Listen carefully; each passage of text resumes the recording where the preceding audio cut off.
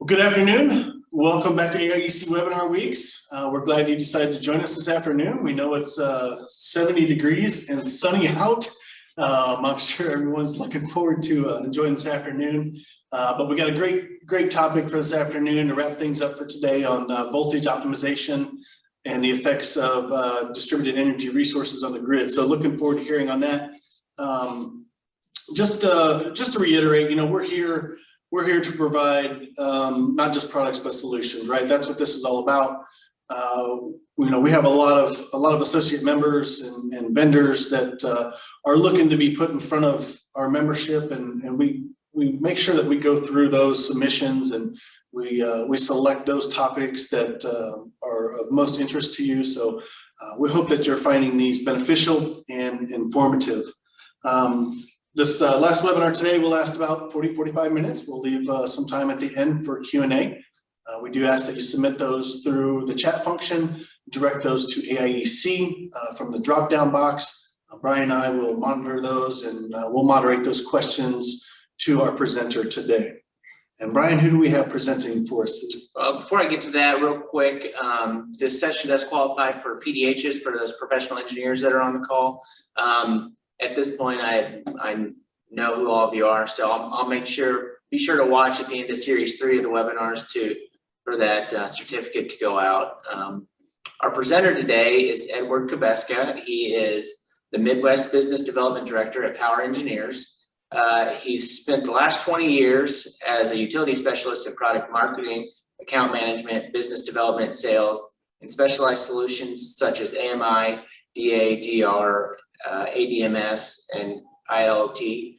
Prior to his utility specialist roles, he spent 20 years working at investor-owned municipal and cooperative utilities in engineering and in management, with an impressive track record in strategic planning, project management, and advanced solution strategies. So with that, I'll hand it over to you, Ed. Great, thank you. At 40 years, I'm getting old. I've been at this for a long time. It seems like I'm not ready to go anywhere yet. This industry keeps changing rapidly. So I'm going to talk a little bit about voltage optimization. It's not something new in the industry. It's something we've dealt with for a number of years, but now we have a new twist with the introduction of different energy resources we're starting to see on the grid and at the distribution level, in some cases at the meter level. So when I look at, in general, we're going to talk basically about voltage optimization, what it can do for you, what it is, how we manage it. And then we're going to look a little bit about the resources, energy resources that we are starting to see on the grid and how we're going to deal with those, especially as it relates to voltages. What does that penetration look like?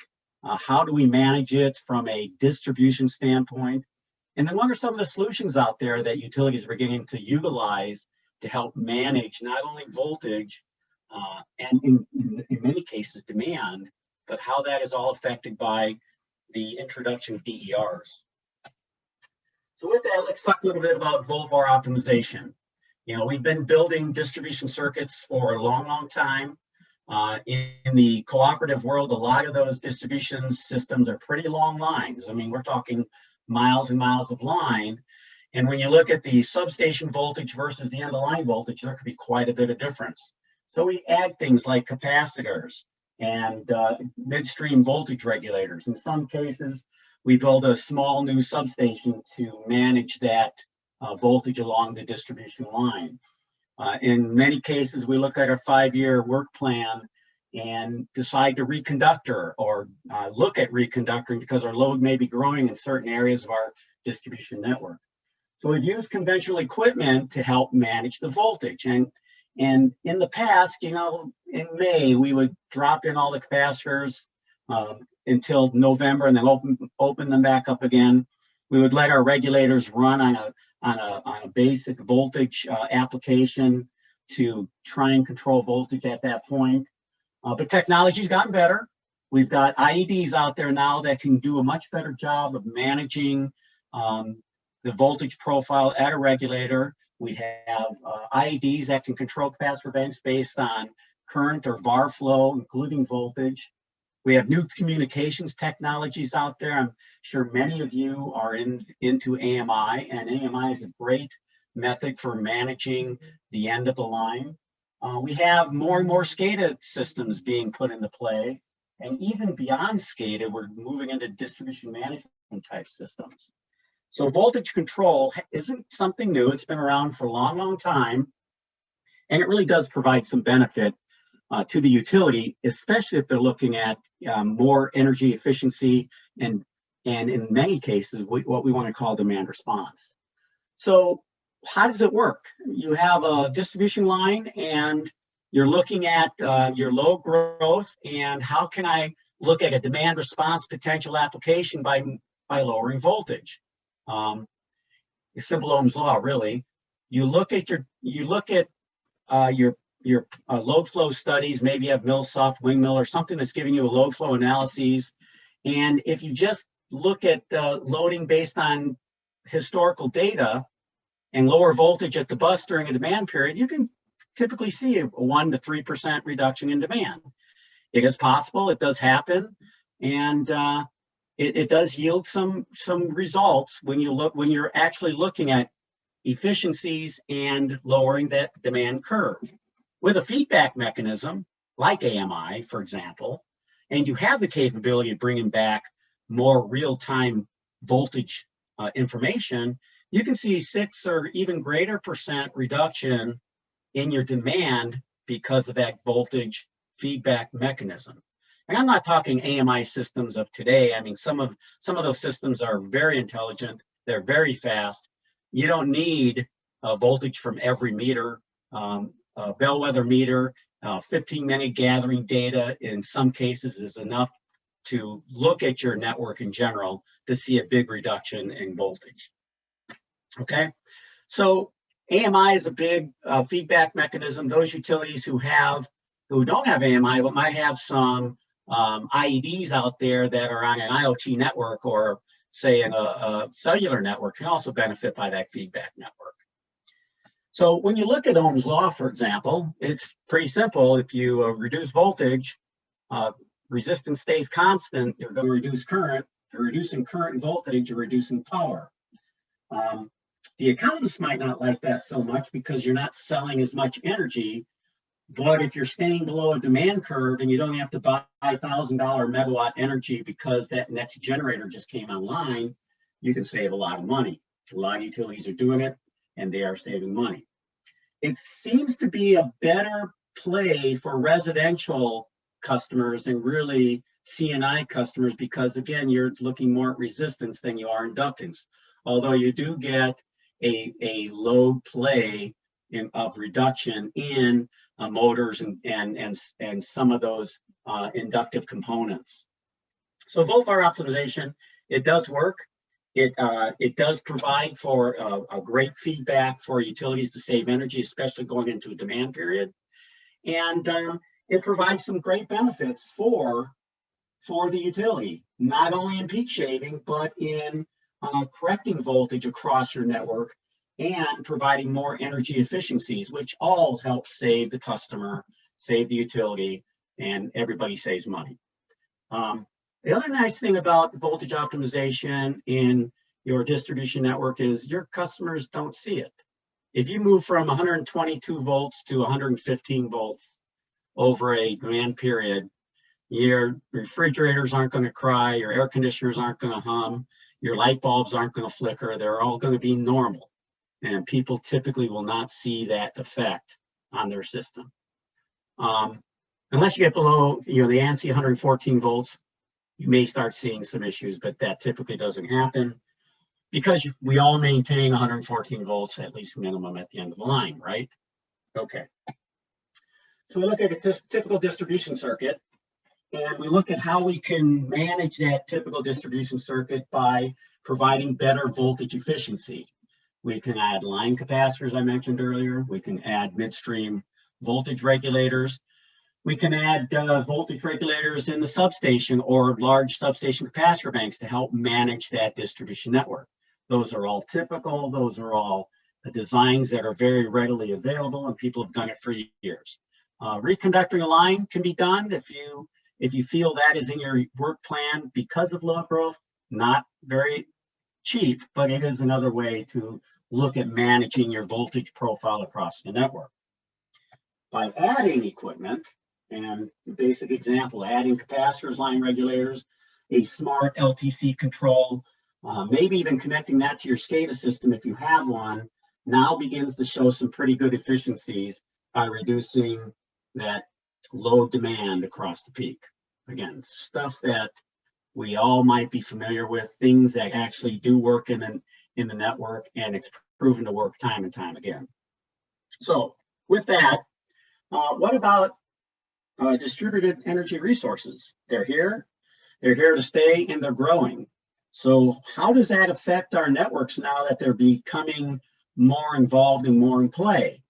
A lot of utilities in the industry are somewhat fighting behind the meter type of applications, but because of what the federal government's doing, what NERC is requiring, some of the new standards coming out, we are seeing a dramatic increase in DERs on our networks. NERC has defined a DER as any resource that produces electricity, and that is not normally included in the NERC definition of a bulk electric system. So again, renewables, small wind, photovoltaics, biomass, natural gas generators, soon to be methane most likely. You can include storage or battery systems as a method of a DER, including fuel cells, microgrids, so on and so forth. And some can even argue that demand response is a DER. If I can reduce my demand by opening hot water heaters and turning off air conditioners and pool pumps, and by saving 20 megawatts, how is that any different than adding 20 megawatts to your network, including, say, electric vehicles. Electric vehicles now are becoming more and more popular. You're going to see a lot more of them in urban and suburban areas, and they have batteries, although it's still very much a discussion whether or not those batteries are going to provide two-way flow of energy in and out of the grid as a storage unit, but that in effect could be a DER as we move into the next generation of efficiencies. So why is this changing? Why are DERs becoming popular? Well, I think one of the big reasons it's called subsidies by the federal government on renewable energy. We've read about it, we hear about it, we see it every day in the news about green energy and what's happening with our carbon footprint. And subsidies are directly correlating the drive down of the cost of DERs. More and more people are going to put solar on their roof, or they're going to be required by states, like in California, for example. More and more people are going to be putting battery storage systems in. More and more people are cutting the cable. They are just getting rid of the typical distribution system as they've seen it. You're not seeing much of it, but you're starting to hear more about it. So if you compare renewables today to the cost of typical conventional energy, the price has come way down. It's come way down primarily because of the subsidies that, by the way, used to be handed out to the coal industry and the gas industry. It's being shifted to the renewable energy. And while not a problem, it does work. It does create issues in our system as we move to look at a better profile on our system. This is just really another way of looking at how the cost of those DERs have reduced over time, again, due to subsidies versus coal and nuclear. Although one can argue nuclear will be a force to be reckoned with as we look more and more towards a carbon-free future. So what about the problems with that DER penetration? I'm going to attempt to show you a system here that this picture here is Australia, and Australia is very progressive when it comes to DERs and renewable energy. And this was taken a few years ago on how the effect of solar has on their network over time by looking at both the sky camera, rooftop solar output, and then how the clouds, as they begin to roll in, to the network affect that system and the voltage profile of that system. So let's see if I can do this. New share, screen 1.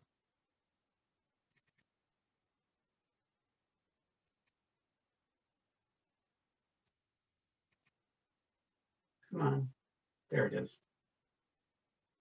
I hope you can see this. We can't, thanks, Ed. So again, this is a day and time of solar output of photovoltaics in Australia as the sun comes up and down during the day. And you can see the growth of the voltage output of these solar systems throughout the day. Now watch what happens as clouds begin to, if you look at the Earth over here, you can see the clouds begin to come into play. And if you look at the satellite image of cloud covering, look what happens to the solar output because of cloud cover. What do you think that's doing to your voltage? What do you think that's doing to your generators when they have to recover that kind of energy instantaneously? How do we fix that? Because this is real, okay? Pretty impressive.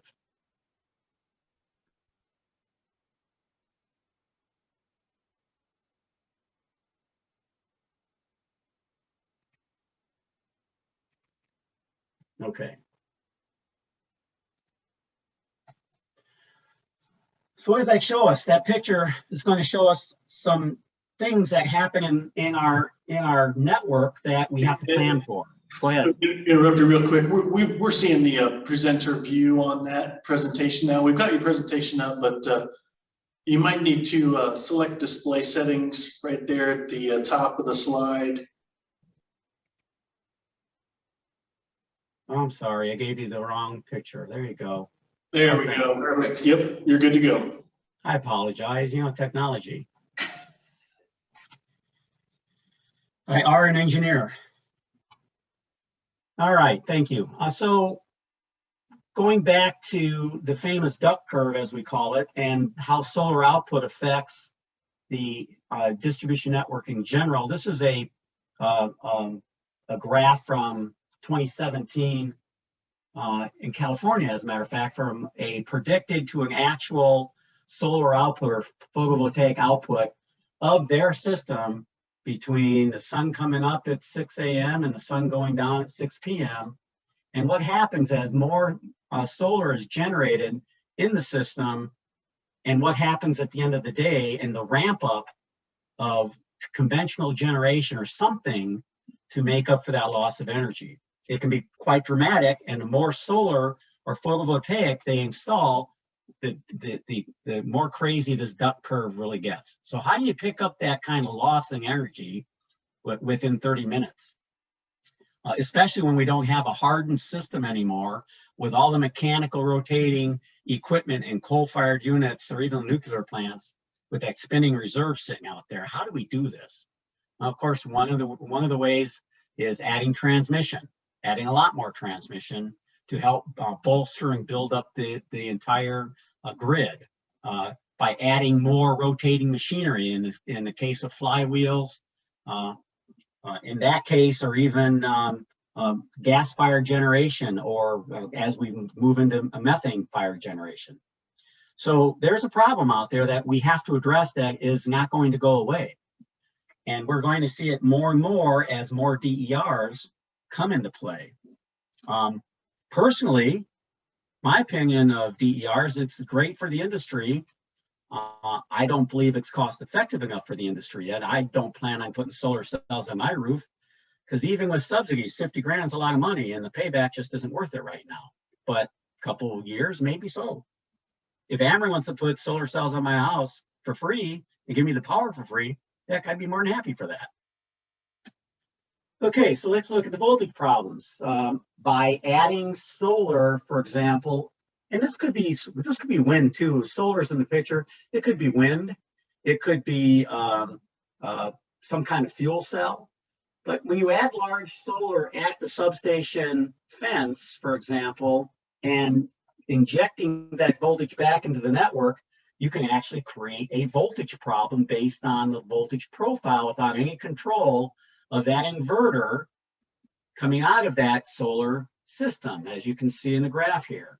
All right. And this is tested by the Sandy National Laboratories. This isn't something I made up. All right. If you add that solar farm at the end of the line, you would think that maybe you're supporting the end of the line, which you are initially. But again, what you're going to see is your voltage, over voltage at the end of the line, depending on no control of that inverter. So what does that tell me? It tells me that I have to have technology out there to provide for the control of this solar system as it's being installed. So look at the house again, behind the meter. Are you going to have control of the inverter behind the meter of that house, right? Back in the day, utilities hated to go behind the meter. They stopped at the meter because they wanted no responsibility, no liability behind the meter. That's all changing as we add more and more DERs into the network.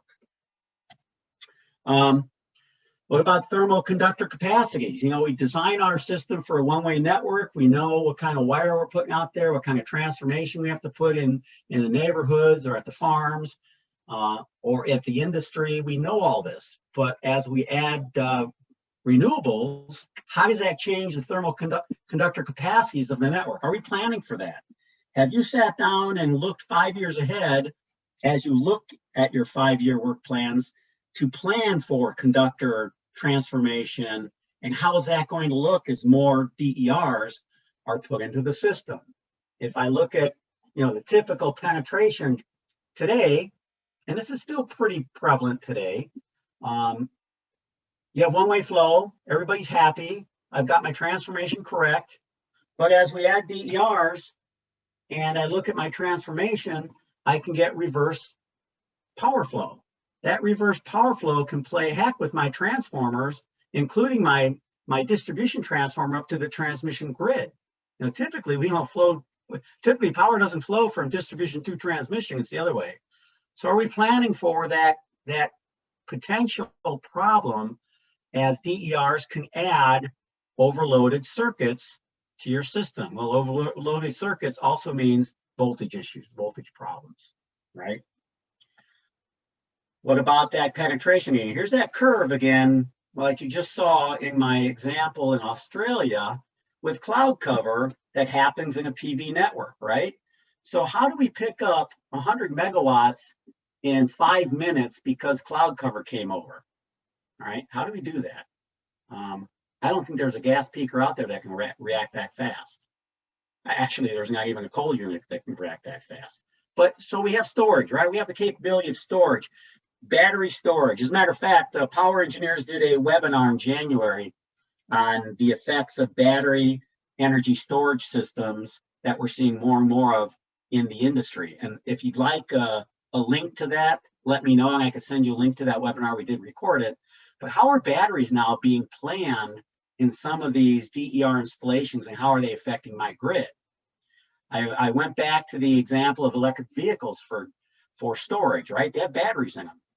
Are they going to be connected to the grid during the day and providing an access for storage on that excess solar energy, and also provide for those dips when the clouds come by? It's a good question. It's something that we're investigating. It's something that'll probably happen based on the penetration of EVs in a distribution network. I don't know if you've read recently where a number of IOUs are getting together to put a full EV network in from Texas all the way to the East Coast. AEP's involved, Ameren's involved, Encore, a bunch of utilities are involved in building this EV network. How is that going to look for battery storage, and are we going to use our EVs as, say, a battery storage device, right? What about those IEDs and all of that hardware you're spending thousands of dollars on to building your network, your capacitor banks, your regulators, your LTCs? They are going to see a whole lot more operations in their system because of the effect of DERs on the grid. If you want to maintain a voltage profile of efficiency, those guys are going to operate a lot. And I don't know if you've ever seen a capacitor blow up because of transient switching. It's pretty violent. So that's another consideration taken play because of the extra O&M that's going to happen on some of this equipment. Okay, great. How do we fix it all? How do we make it all work? There's technology out there today. It's operational technology that is many vendors are now providing. There's studies that are available, like what Power Engineer can provide utilities to help them solve some of these solutions around voltage optimization and the effective DERs. These things exist and they are growing in magnitude as we develop more OT type solutions. We look at demand response. So we all know what demand response is, like shut the hot water heater off, turn the air conditioner condenser off, set back the thermostat for a little while. That's demand response. And it does work. It's intrusive, but boy, you can take a feeder and hit every switch on that feeder and drop that load curve pretty fast. It works. The problem is you don't want to drop that load curve so far down you're not selling energy either. The idea behind demand response is to stay under the peak, but still sell power. We're in the business of selling power. That's how we make our money. So by having a demand response management system, which tracks real-time load across a feeder, it does a much better job of managing that demand response over time without a wholesale cutoff of all those devices. You have advanced metering now. A lot of utilities moving to actually third generation AMIs. These meters are small computers that they're pretty incredible what they can take and how they can deliver energy and information back to the utility. Got to have the network to get the data, and you've got to figure out what you're going to do with all that data. It's called big data, and utilities are looking at enterprise type solutions like meter data management systems tied to their ADMS systems, tied to their GIS systems. Boy, there's a lot of data there. And so with AMI, you can utilize a lot of that data for helping to manage your network as more and more of these devices are put in play, right? We have now advanced distribution management system, the ADMS, and it's just a bigger word that means I've got SCADA, outage management, and distribution management tied into one package.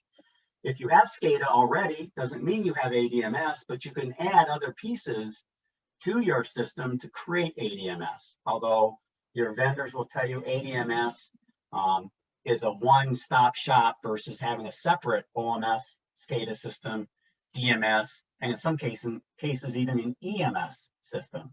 I'll explain that one in just a second. So if you have SCADA and you're looking at doing volt var optimization and you want to be able to take in real-time data, you're going to have interfaces to your enterprise, the interface to your mapping system, the interface to your load flow analysis system, interface to, in some cases, AMI, because you need that voltage data. All that enterprise now has to be tied together in an IT network, separated from the IT enterprise, because we have this thing called cybersecurity, and it can become a big headache. You know, the NRECA has this great multi-speed platform out there for the interoperability of enterprise applications. It's great, it works, but it can be a headache for a lot of utilities trying to interface and integrate all these systems together. So ADMS comes along and says, okay, let's take care of your OMS, DMS, and SCADA. Now you only have to integrate a couple things together. Great idea. It's putting a lot of eggs in one basket. It gives you one set database for all your data, and it is a growing application in the OT world. A lot of utilities have either moved to ADMS or are planning on ADMS beyond SCADA. You have distribution management systems out there. I don't want ADMS. I just want to do voltage optimization. I want to be able to do some fault location, service isolation, restoration down the road. I don't need ADMS. I just want a DMS system. Those are also available as another piece of the pie to put your enterprise together. It does work hand in hand with SCADA, and it will work in an interface. It will interface to your graphic information systems to allow you to do some of those more advanced applications. So what we're creating is a a grid, a distribution grid managed much like we manage a transmission grid. So an EMS, or energy management system, is designed typically for a transmission network when you're looking at real-time load flow analyses, state estimation. How is my transmission network going to operate today based on this criteria, based on this type of loading data, based on this weather information, based on these outages, planned outages, so on and so forth. An EMS system is a pretty high-end application that manages transmission, but we're getting to that point now with DMS systems, primarily because of the integration of DERs. Speaking of the integration of DERs, as we see the voltage profile across the network, and as we add capacitors and regulators to our system, we can manage that voltage profile pretty readily through a DMS system. If we're looking at doing FLISR, for example, fault location service isolation restoration, where you want to be able to automate your network and grab utility or grab customers who are affected by an outage to restore them quickly, FLISR is a great application. But as you incorporate DERs into that FLISR network, it can become very complicated on switching around those DER pieces of equipment.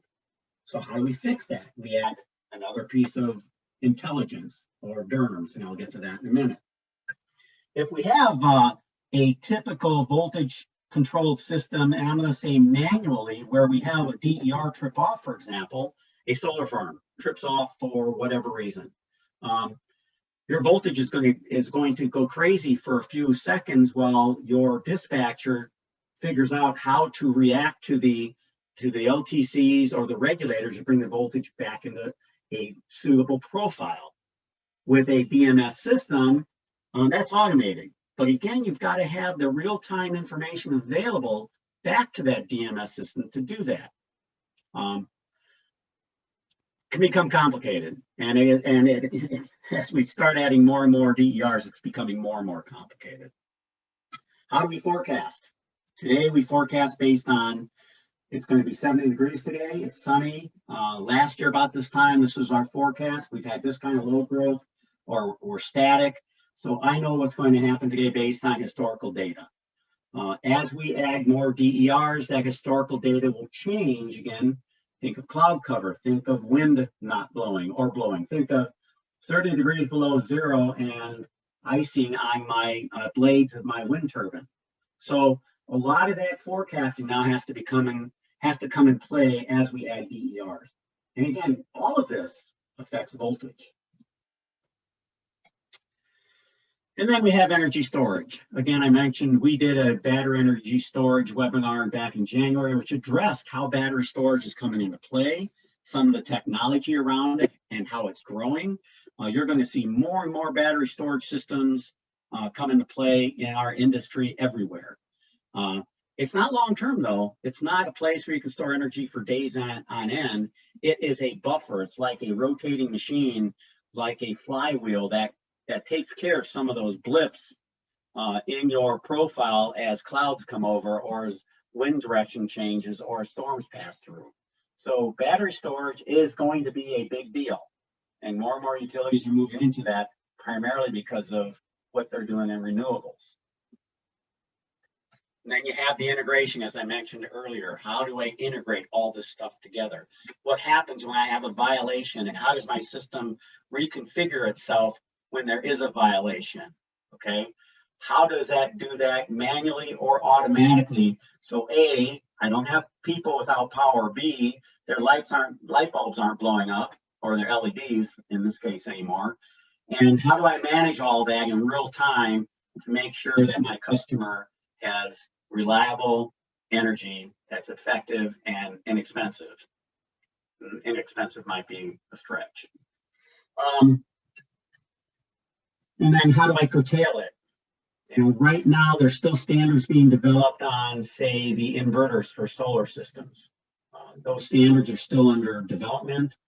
How are we going to interface to them? How are we going to control them?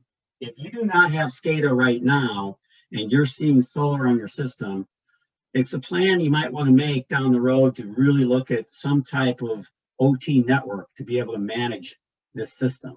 Inverters are smart. They're becoming smarter. They are going to need communications. What is that communication going to look like? Will it be the AMI network communicating to the inverter? Will it be a 5G network communicating? Will it be private radio? So curtailment is now another question as to how we're going to manage these DERs, especially when they're behind the meter. And with that, we are moving into a DERMS system. We've talked about ADMS, we talked about DRMS. DERMS is another piece, I would say, of ADMS, where we have the technology to manage DERs in real time, distributed energy resource management system. And a lot of vendors will tell you, yeah, we do DERMS all the time. This is how we do it independently, or we can build it into your ADMS product. There's more and more opportunity for DERMS in the real world. It's beginning to see, you're beginning to see more and more of it, probably more in a larger utility IOU environment, but DERMS is a real thing. There's been a lot of discussion as to where we're going to put it. Is it going to be ADMS or is it going to be a separate application? If it's a separate application, how are we going to integrate it with the rest of our enterprise? It's another point of integration and another potential point of security threats. It's another potential point of failure, right? So will DERMS be married into ADMS as another piece of that product? Will it be a standalone product? It's still really kind of loosely defined, but it is growing in value as utilities see more and more adoption of DERs. Again, going back to how are we going to bring all this together? How are we going to coordinate between all these systems to manage our DERs, to manage our networks, our distribution networks? And this is all affecting really distribution, not so much transmission other than the backfeed of distribution back onto transmission. So, when you start seeing regional transmission authorities, you're probably going to start seeing retail distribution authorities down the road because of DERs. Something to consider.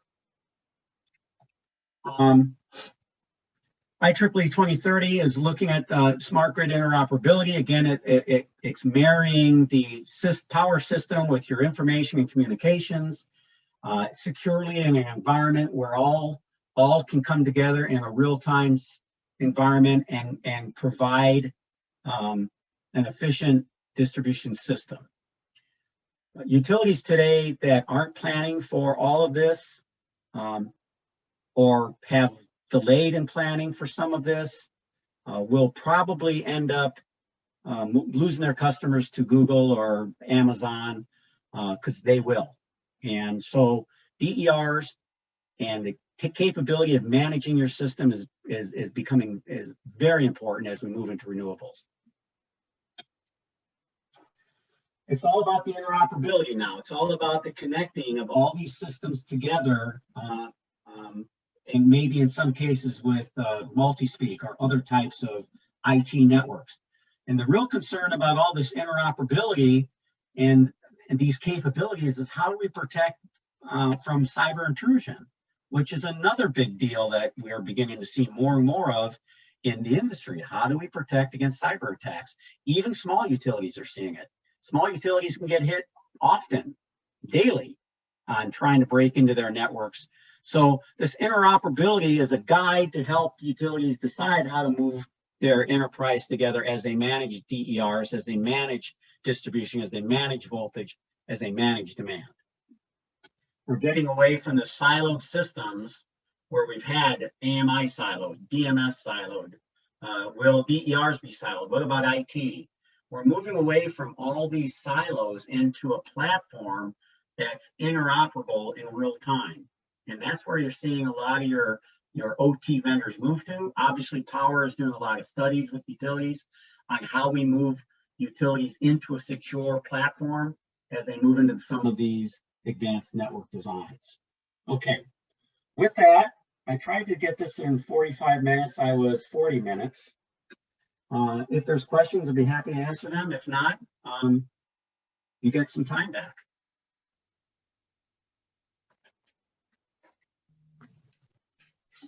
Thanks, Ed. We have had a few questions come in, so I'll start peppering you with those now. How do we plan for adding VVO type solutions, and is AMI required? What about SCADA? So AMI is not required for VVO. If you have a good, a steady load flow plan, I don't know how often you get your load flow analyses done on your system, but if you have an accurate load flow, a load flow study done on your system, you can calculate based on that load flow per feeder, how much voltage I can reduce at the bus to maintain 114 volts at the end of the line, and maintain that over a peak period and be fairly successful. 1 to 2, maybe 3% voltage reduction. It can be done, but it goes back to having a load flow study that's accurate. Okay. Obviously, AMI is going to give you that feedback network. Even if you don't have a load flow study, if I know that my end of line is already 114, I'm 120 at the bus, probably not going to be able to reduce voltage without doing other types of work. That makes sense. So SCADA on the other hand, does take that information, and a lot of your SCADA vendors do have a voltage optimization application available in a lot of your different SCADA vendors, but SCADA really does help you manage that a lot better. All right, next question. If we are looking to add FLSR to reduce outages, how does DER create problems for FLISR? Okay, FLISR, fault location, service isolation, restoration. Well, it used to be FDIR, and it's too many acronyms in this industry.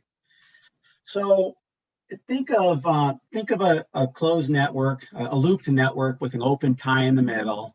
And if you have an outage between that open tie and the substation, you'll have isolation switches or reclosers that isolate that fault. And then your FLISR application, which is typically built in a DMS or ADMS system, will isolate that section of the grid, close that tie switch in, and allow the other feeder to pick up your customers. It's pretty common, it works well, technology's great. But imagine you have a solar farm on one end or the other end of that tie switch, and by closing that tie switch, now you've introduced backwards flowing current into your distribution network, which could overload your breaker at the substation. So that DER effect has to be taken into consideration in that FLISR network. Either A, you open the inverter at the solar farm, for example, and go through your FLISR process the way you would, or you have to have more advanced controls to do the calculations to say, okay, if I close this tie switch, I'm going to have to open this tie switch to this section and close it somewhere else. So it becomes a little bit more of a complicated application to control your FLISR program as you add DERs. It's not as simple as a FLISR network anymore. All right, the next question that came in, do we need an ADMS platform for VVO? Yes and no. If you just want to do voltage optimization, not necessarily, but if you want to do VAR optimization, where you're going to manage VAR flow with voltage, then in many cases you need a DMS or ADMS system to do that. I know the experience I've had with SCADA vendors. SCADA by itself can do voltage optimization by lowering taps on a recloser or a regulator, or by managing capacitors, but typically doesn't have the algorithms available to do a full power factor analyses with voltage.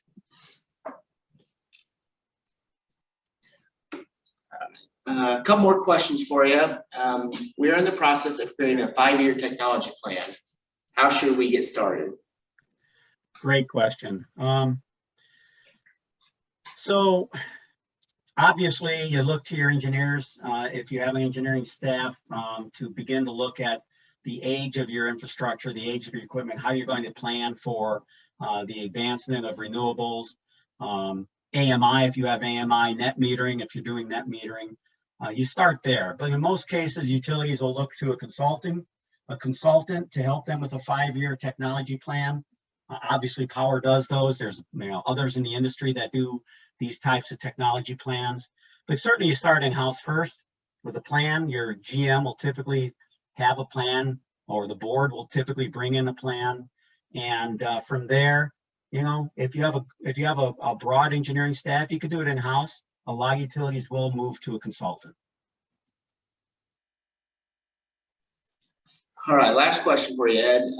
We do not have AMI. Can we still get some savings from VVO? Yes, as I mentioned earlier, you really don't need an AMI network to see savings from voltage optimization, but a feedback mechanism like AMI does give you the bigger bang for the buck. Again, you're going to find out as you do voltage optimization without AMI, if you don't have a good load flow study, you're going to undervoltage people. If you do have AMI, you're still going to find out that there's areas you need to improve your distribution system, either by reconductoring or adding capacitors, or in some cases adding regulators. But certainly you can do voltage optimization without AMI. Thank you for that, Ed. We want to thank you for your time today. It's been a very informative webinar. Hopefully we're going to look forward to seeing you in October. For those of you on the call, we do have our venue secured for the CTC conference. That'll be held in Bloomington Normal, October, help me out here, Brian, 13th through the 15th. All right, so I got that one right. So more to come on that. But again, Ed, I know you had your contact information up there. If you'd like to reach out to Ed and you missed that, reach out to Brian, myself, or Ashley, and we'll make sure to get you in touch with Ed. So thank you very much, Ed. We appreciate your time today. Thank you for having me. I appreciate being here.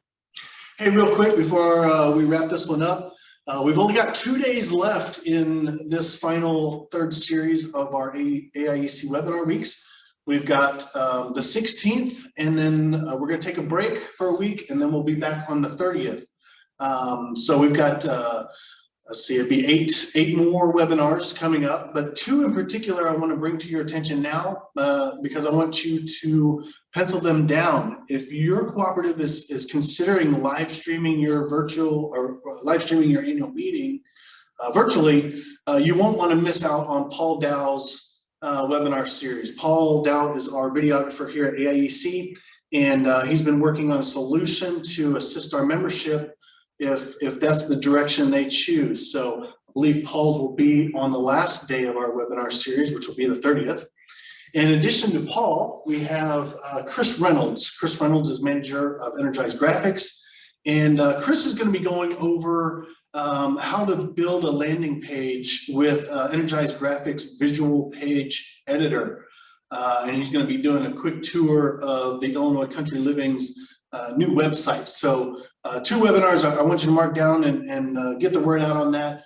We really would appreciate some attendance on those, and just want to keep you informed on what we have going on here. So again, thank you all for attending. And hey, if you've signed up for these webinars, if you're returning or if this is your first time, you are being entered into our grand prize drawing, and we'll probably have that a week or so following this webinar series. So once we wrap things up, Ashley will put together a survey. She'll get that survey sent out to you. And that completed survey, along with your attendance to at least one of our webinar series in Series 3, will make you eligible for our grand prize drawing of a $100 Amazon gift card. So again, thank you all for attending, and that concludes our webinar series for today. Thank you very much. Thanks, guys.